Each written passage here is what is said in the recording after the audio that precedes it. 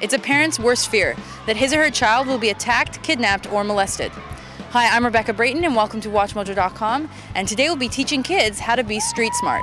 A street smart kid is basically aware of his surroundings and certainly aware of some of the options he or she has in attracting attention to themselves. When you get attacked, we all have tendency to freeze. It's what we do after we freeze that separates, if you want, the men from the boys. What happens is after we go through the prevention part, etc., when we start the abduction simulations, the kids quickly realize that it's not as easy as it looks in the movies. What is the best way to teach children? You can't introduce concepts that are way beyond them, so you need to go down to their level, you need to make it fun, and you need to make it interactive.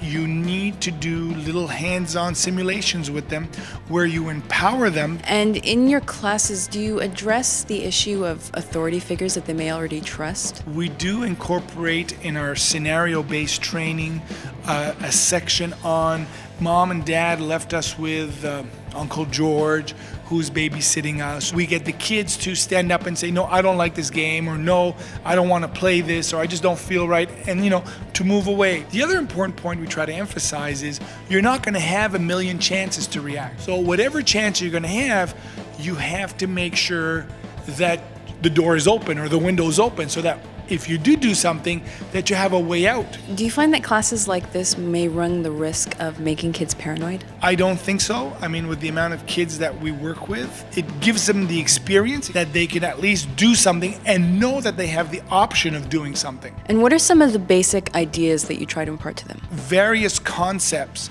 of when people approach that it's not normal, for example, for an adult to ask a child for assistance. We try to explain to them certain concepts when they're out and about, what to look out for. Where can I get help?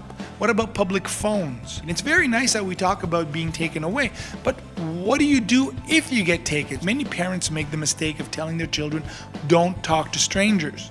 Well, I'm sorry to say, if I kidnap your child, who do you think is going to help your child? It's going to be a stranger. It's not going to be somebody they know. So we got to go through, a police officer. What kind of car do they drive? Is it the same thing as a taxi? So we try to incorporate different themes and get them to be aware of some of their options if, God forbid, push comes to shove. Thank you very much. My pleasure.